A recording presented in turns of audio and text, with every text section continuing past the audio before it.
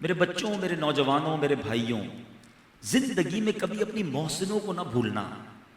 کبھی بھی زندگی میں اگر کسی نے آپ پر احسان کیا ہے نا، چاہے کہیں بھی پہنچ جاؤ، کتنا بڑا مرتبہ کیوں نہ ہو جائے، کتنی شہرت کیوں نہ مل جائے، ان لوگوں کو نہ بھولنا جنہوں نے انگلی پکڑ کر چلایا تھا، جنہوں نے تمہیں آگے بڑھایا تھا، جنہوں نے حوصلہ دیا تھا. ٹھیک ہے آج تمہیں دنیا جانتی ہے، تمہارا نام بڑا ہو گیا ہے، مگر کبھی انہیں بھولنا نہیں. اور ایکنالج کرنے میں عزت کم نہیں ہوتی. اگر آج کسی نے قرآن پڑھایا تو بتاؤ دنیا کو یہ میرا استاد ہے، کسی نے کتاب پڑھائی تو بتاؤ میرا یہ استاد ہے، اس کا ادب کریں. بے شک آپ بہت بڑے استاد بن گئے ہیں، اور ہم نے یہ اپنے استادوں سے سیکھا ہے کہ شیخ الحدیث ہوتے تھے ہمارے استاد صاحب، مگر ان کے استاد جب آتے تھے تو وہ کھڑے ہو کے ان کے ہاتھ چومتے، ان کے جوتے اٹھایا کرتے تھے.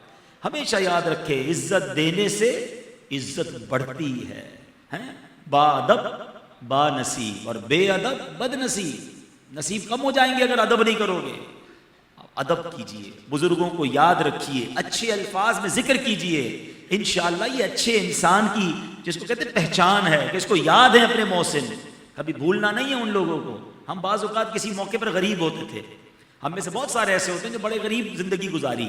کچھ لوگ ایسے ہوتے ہیں گمنام تھے، اس زمانے میں ہمارے کچھ مہربان تھے، ہمارے ساتھ اچھا دیتے تھے. اب کوئی غریب سے امیر بن گیا، کوئی گمنام سے مشہور بن گیا، کوئی بڑا آدمی دنیا والوں کی نظر میں بن گیا. اب ان دوستوں کو پہچانتے ہو کہ نہیں؟ اب ان محسنوں کو یاد رکھا کہ نہیں کہ جنہوں نے اس وقت تمہارا دیکھیں.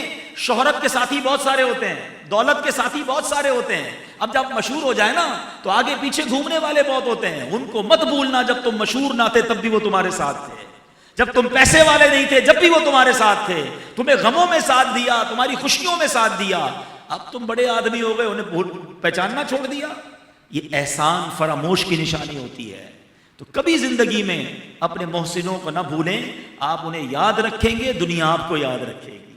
اللہ کرے دل میں اتر جائے میری بات.